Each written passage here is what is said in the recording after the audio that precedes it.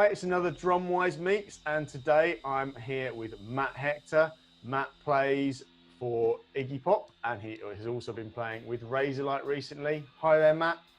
Hi Tom, how you doing, man? Great to see you.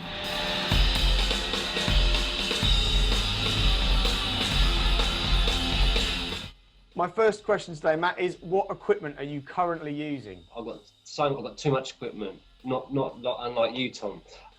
Well, I'm using two kits mainly at the moment. So with Iggy, I'll be using, funny enough, a new kit soon. It's a classic oak by Ludwig, and that's one of their new ranges.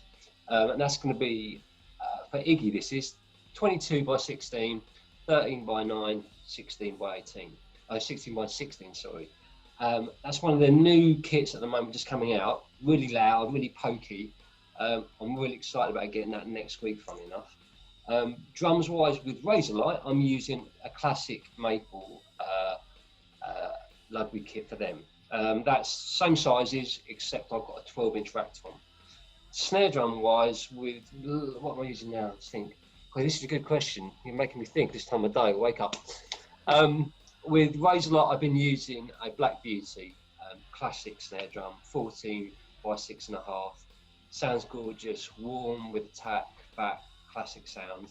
And with Iggy, I've been using a a Legacy Maple, same size as the Black Beauty, 14 by 6.5, but just a bit fatter, a bit rounder sounding.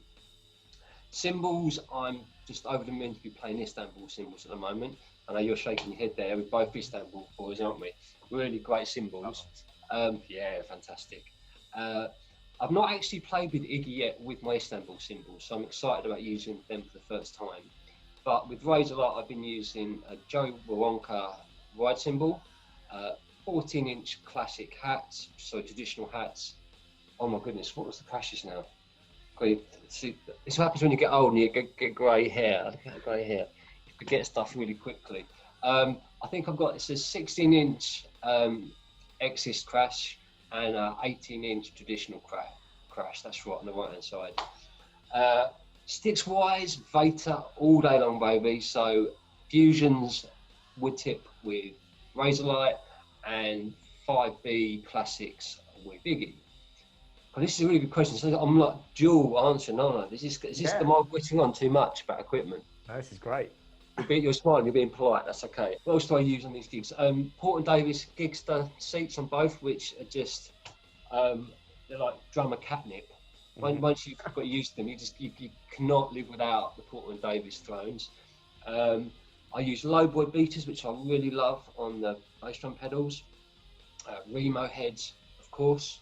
They're the only heads for me. All Roland electronics, which you're surrounded by Roland there in the studio, which show you know how great Roland is. An SPDSX with Iggy and a TM6 Pro module with Razorlight. Sennheiser mics on both kits. That's pretty much everything gear-wise. So cymbals, drums. Have I forgotten anything? It is, yes, good point. So I'm on the Ultimate Ears audio in-ears, the ones with the 4 drivers, so you get nice bass response from those. Sennheiser mics we discussed. I think that's both of my live rigs that I can think about. Is that everything? Have I covered everything? Have I forgotten anything, Tom? Lug locks? Lug locks. I see. Yes, this is the reason for having you. Yes, lug locks. Snare weight as well, the dampeners, which I love. So the combination of those two things, the lug locks, because with Iggy particularly, I hit really hard. So those 5Bs coming down hard on the rim of my snare drums. Usually that would detune quite quickly. So the lug locks stop that happening, the Tunafish lug locks. And I really like the snare weight dampeners. I used to get really finicky about having bits of sticky stuff on my skins that would leave gooky crap everywhere. I can imagine you're like me. You're a bit fanatical about. I hate it. Yeah. Take it off and you've got a blue mark. No. Oh no, yeah, it just kind of freaks me out. Yeah. So the snare weight things were really, really good. There's bits of leather that sit on the drums. They look cool. They don't make your drums gunky. So that used to make me really happy. Where else then? Come on, what else? What have I forgotten, Tom? Cymbal, sticks, electronics. I mean, Cases. car protection racket, Dino, yes, a magnificent Dino protection racket who's looked after me for years. The AAA I use mainly on gigs because they're a good combination of the soft case but with a hard inside. So, and they look after my drums a treat. That used to be a big deal when I used to throw my drums in and out of my car, but the last number of years, somebody else has been picking up my drums now, so it doesn't ruin my car. But still, the protection racket works a treat. So I think else I should really say thank you to. I mean, all this gear I use, I'm really proud to use all of it. I use it all because it's great for a start, and the guys look after me, and I'm very proud to use all of it. And it all sounds great, all looks great. It's all roadworthy. I also line myself up with a couple of other snare drum builders. A guy called Andrew at Repercussion, who makes very special one-off snare drums out of reclaimed wood with incredible bits of history about it. And a guy in Bruges called Exclusive Drums. And they're both small single drum makers. They make stuff by themselves. They're not a big drum company, but they do really great snare drums as well. I think that's everything. Have I forgotten anything? I don't think so. I think that sounds good. Hair products? No. Oh, don't start on my hair. I've had a haircut for ages. Look at the state of that. It's not as bad as mine, mate. It's a rat's nest. Right. Okay, so what age did you start drumming, and what music did you listen to that inspired you when you kind of started drumming? Well, I kind of didn't really start drumming properly, I'd say, until I was about 15 or 16. So I was quite a late starter. I kind of dabbled a little bit when I was a kid, but not really with the drum kit, just on the snare drum in the local scout hut thing. And I probably started 15, 16, and I actually managed to get a local, reasonably professional band. And the music that I was starting to listen to then was mainly people like Stevie Wonder and Steely Dan. Stevie Wonder I'd kind of heard before I started playing, but when I started making and playing music and playing drums, I started to appreciate Stevie Wonder a whole lot more. And the people I were with started to direct me towards music like Steely Dan. So all of a sudden I was playing music, I was surrounded by people who were playing music really well as well, and I was kind of a beginner.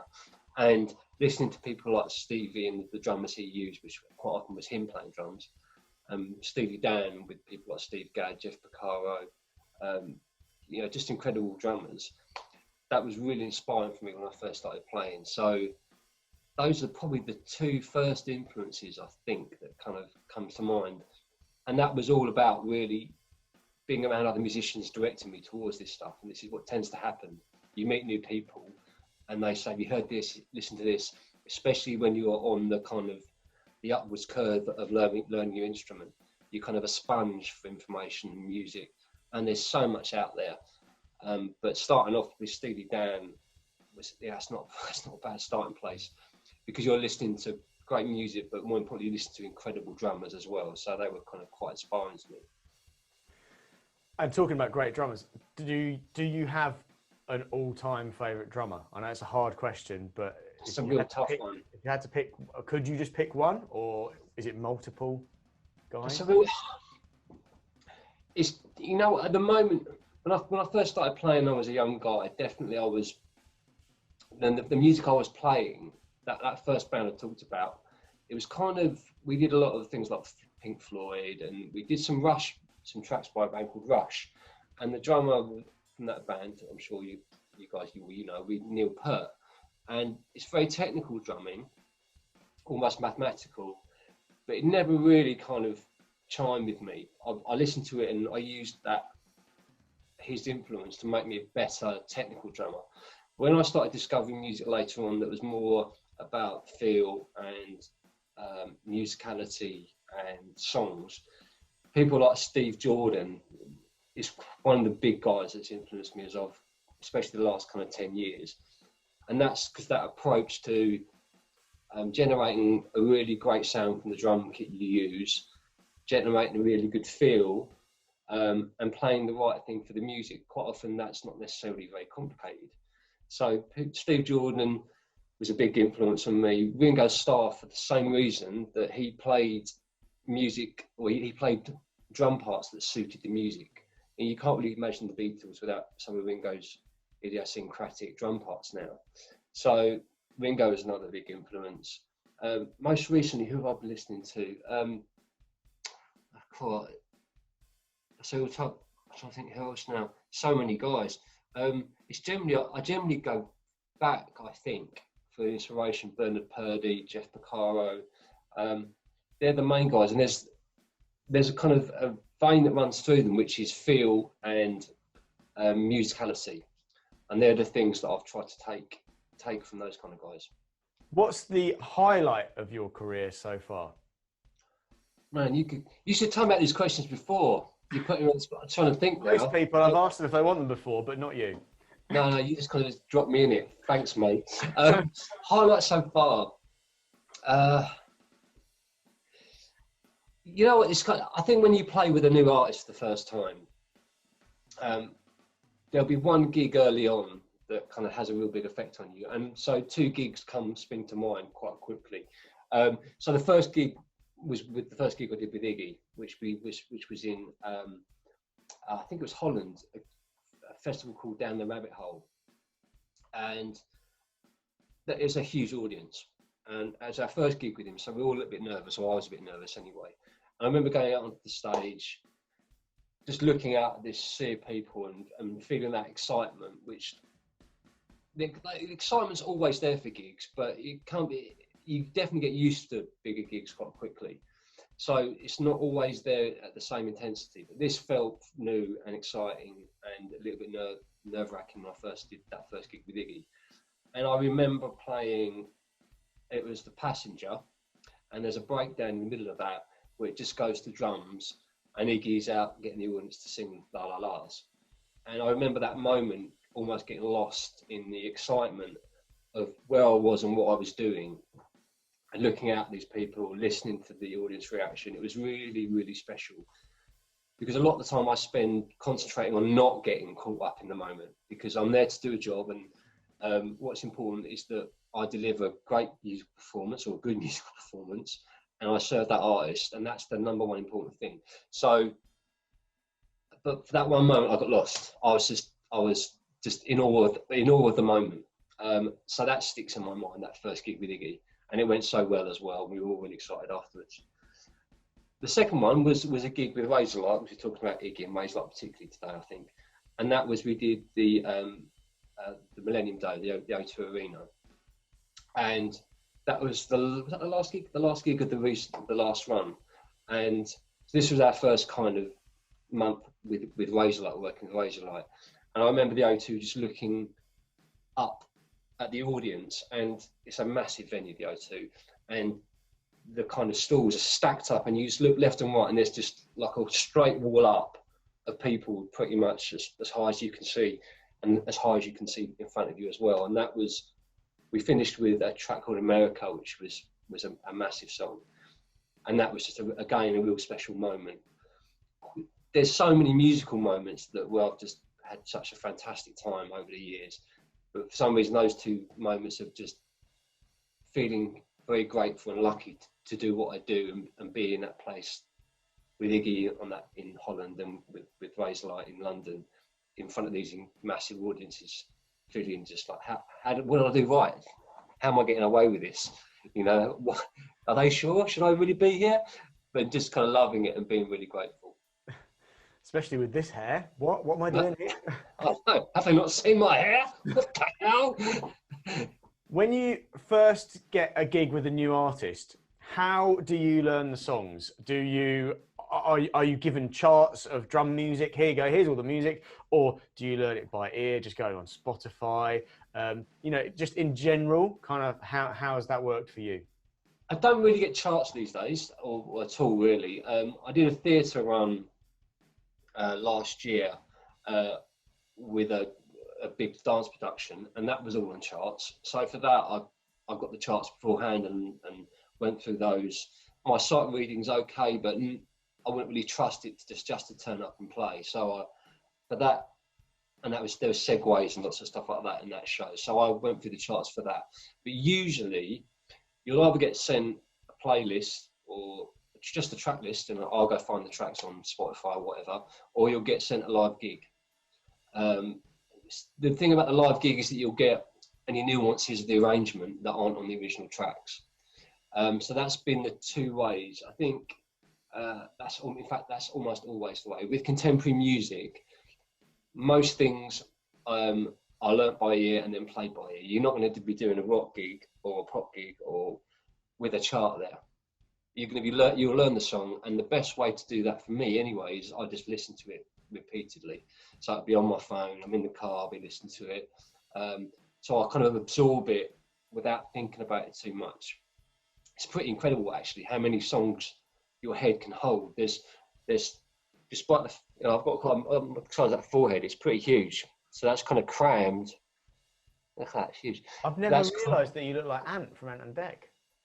I do not look like Ant from Ant and Dec. Forehead-wise, you know. Hey, don't start this game. You're going to lose. Let's not start this one. And someone said Edward Norton.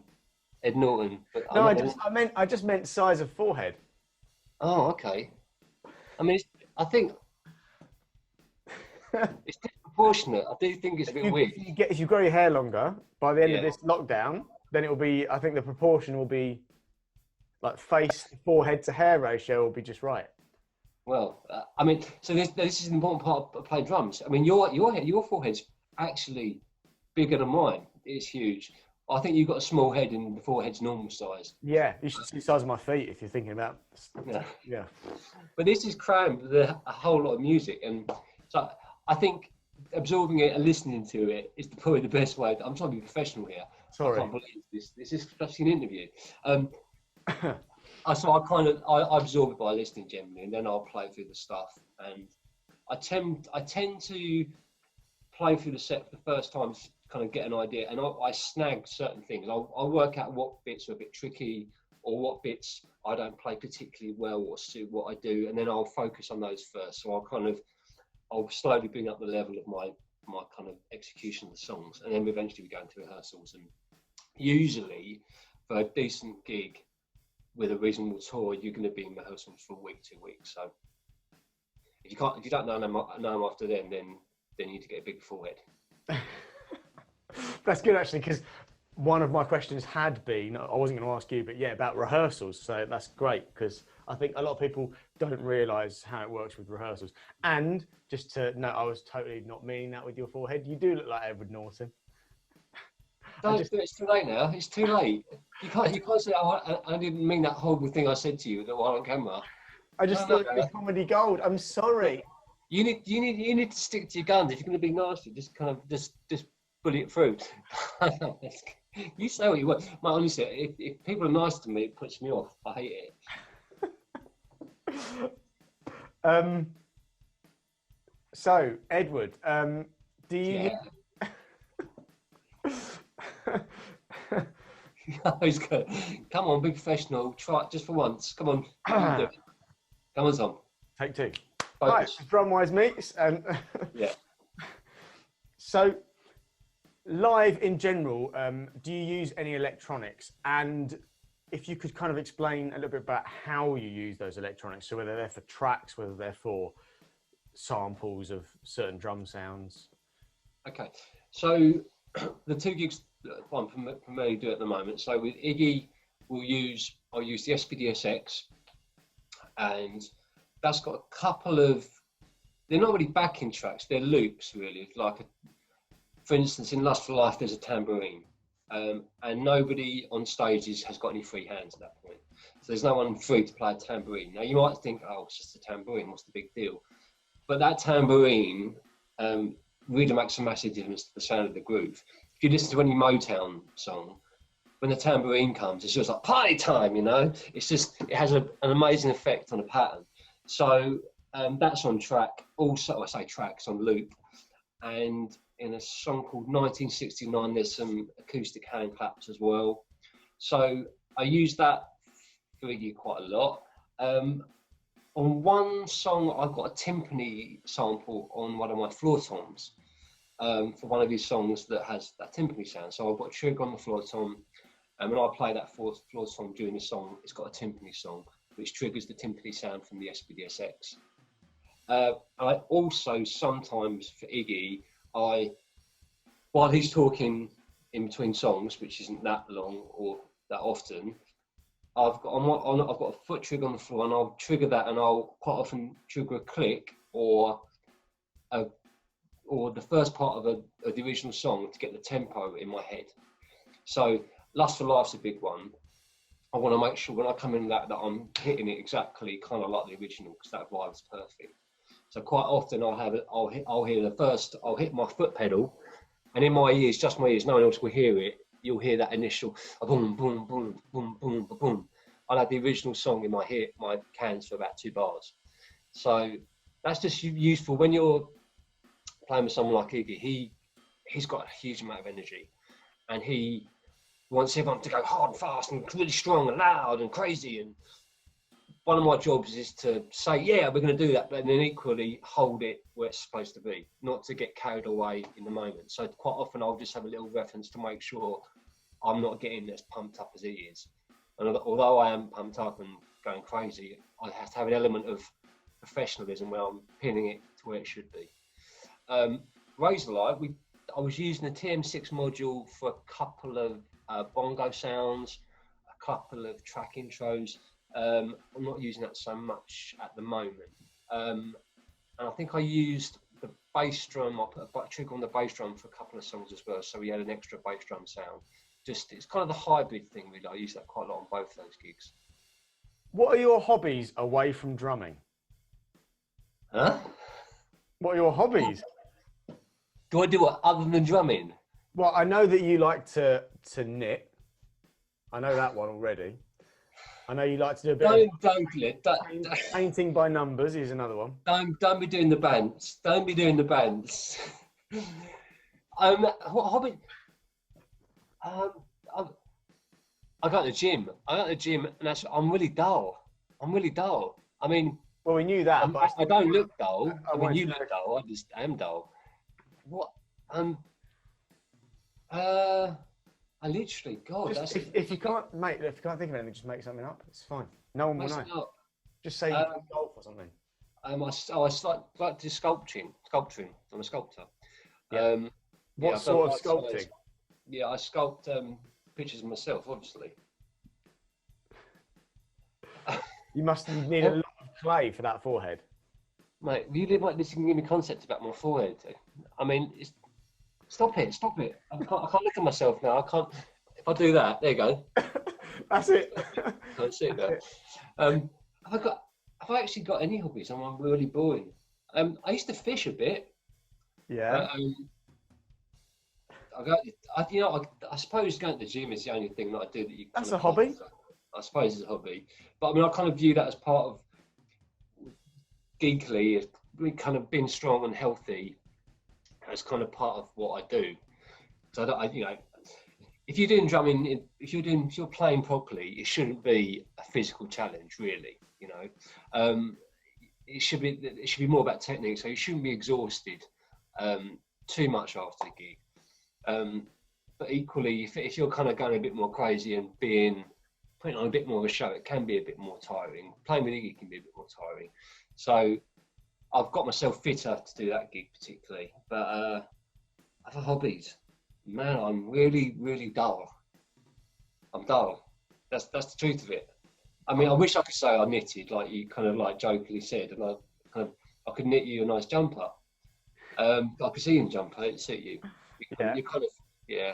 Don't you sometimes go out and do like Edward Norton, like? Where's this going? Yeah, I knew that was going something like that as well. I knew that was going to happen. So I thought in these interviews, aren't you supposed to kind of like tell me how cool I am and stuff like that? This is like the worst interview ever. You'll be rubbish on TV. When you do Modern Drummer, it'll be so much more professional than this. Yeah, I'll be like. Right now, they're not calling you, so I mean, You're all I got. You're all I got. Okay. I shall bow to your. I'm just looking up Edward Norton to try and make some references. I'm trying to see his best films because I'm not really sure. You don't look like that. You don't look that similar? No, I don't think I do either, but a few people have said I do. But Um, when I used to be a bit fatter, and a couple of friends said I looked like a fat Gary Barlow. That wasn't very nice. That's the kind of friends I've got.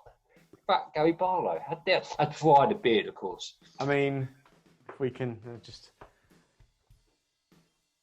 No, but yeah. See, I've got a beard that kind of starts making me look like it Yeah, now. I don't know. There's not. Oh, well, you know what? Oh, it's a very small picture, but you know, Maybe. there we are. Edward Norton, right there. Isn't it supposed to be nearly about drumming, and you're kind of just googling Edward Norton? Talk us through your tattoos. Oh, that's really dull. I can't do no, mate, no. I've tried to tie them around kind of touring. So I've got a couple of I've got a swallow for every year I've done with Iggy, because as sailors would have a swallow for every journey they've done. I've got a dragon for my dad, who was Welsh. I've got a big boat for the whole travel I do, and a rose because I'm English. So there's some kind of pathetic attempt at the meaning of something, but I just kind of thought, you know, I'm never going to be a bank manager. Does it matter? And so I've had nothing for quite a while, but I definitely need some more. I'm getting a bit bored, and I like the pain as well. The pain's good. Pain's painful. See, it was That was a rubbish question. You got some better questions than that. It was a good question. See, it was rubbish. Next. Okay. Next one's a serious one, just to bring it back in for a minute. Okay.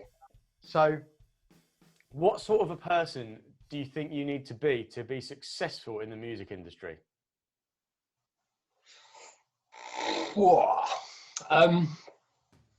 I can only really talk from my personal experience with that, because I know lots of people that are successful in the music industry with very many different personality types and traits and approaches.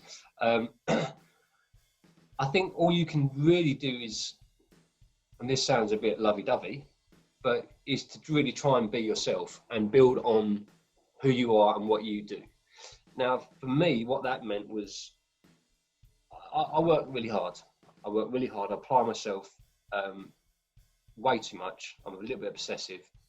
So the way I kind of was lucky enough to have some kind of mediocre success in this job, in this industry, was by working really, really hard, being diligent, practicing all the time, getting on with people, being early for everything, all the kind of professional kind of things, which kind of come easily to me because that's the kind of person I am anyway.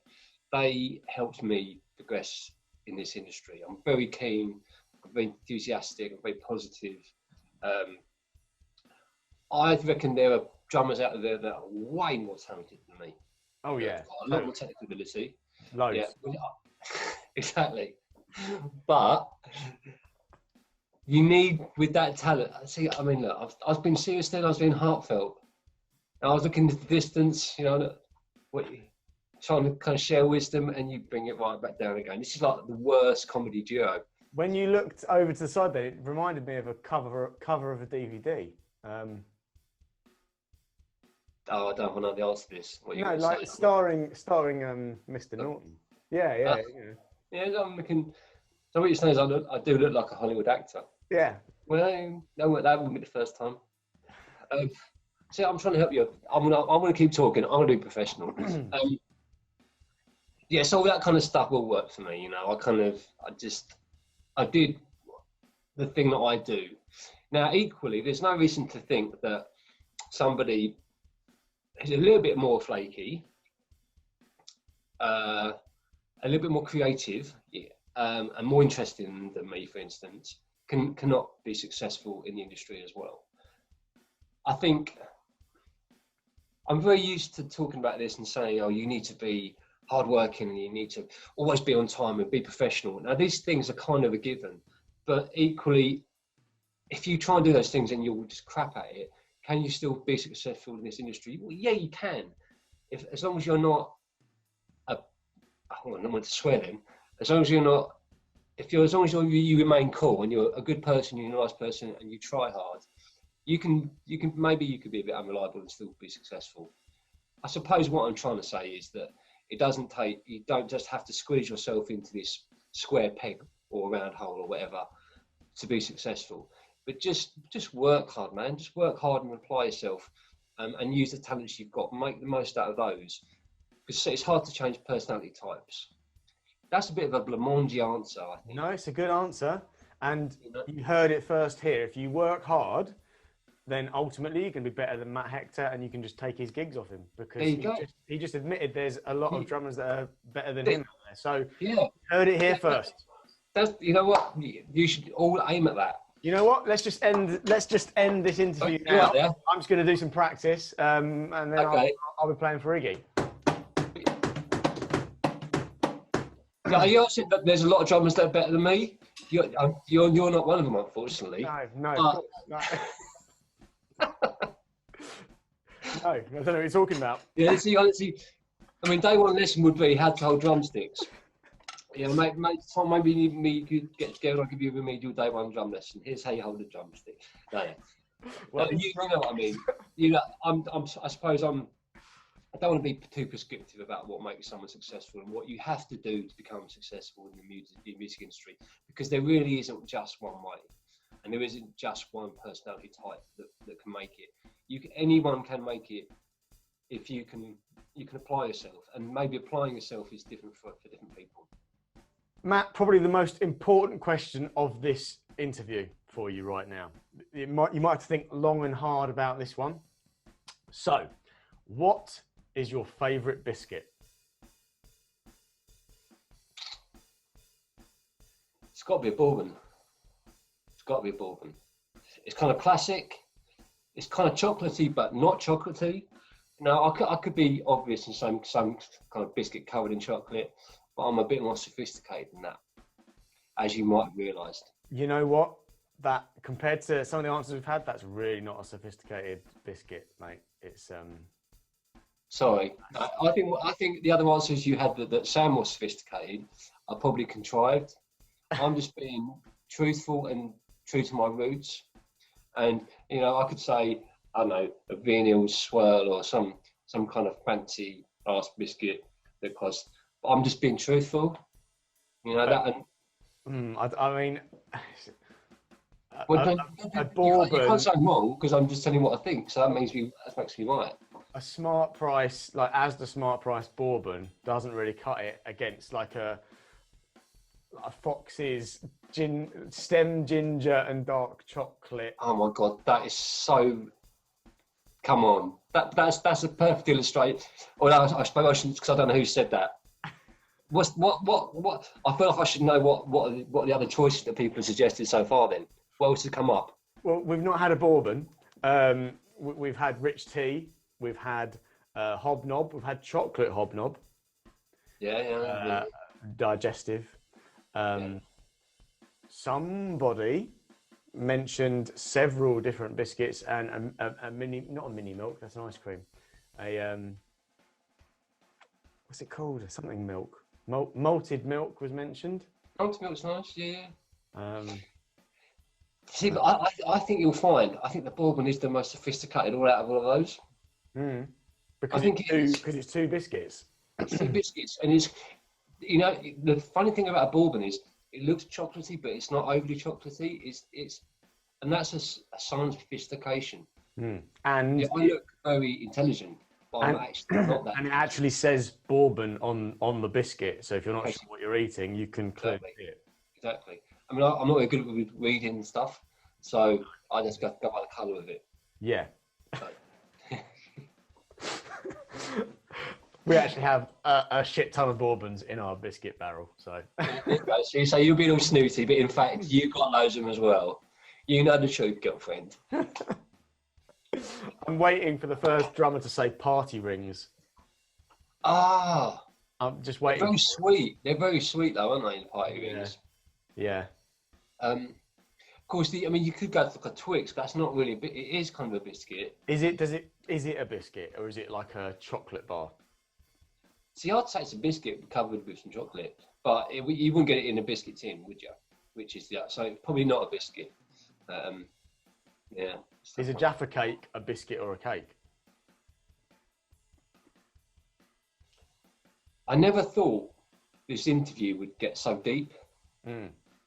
And you're asking me these utterly pointless questions. I mean, I would definitely not get this in Modern Drummer. Biscuits wouldn't come up at all. You know, this is definitely an English interview. But also, would you dip your bourbon in your tea, or coffee or drink of choice? I wouldn't dip anything in coffee. No, okay. That's sacrosanct. Right. But me, a cup of tea, definitely. Yeah, who doesn't like a biscuit dunked a little bit?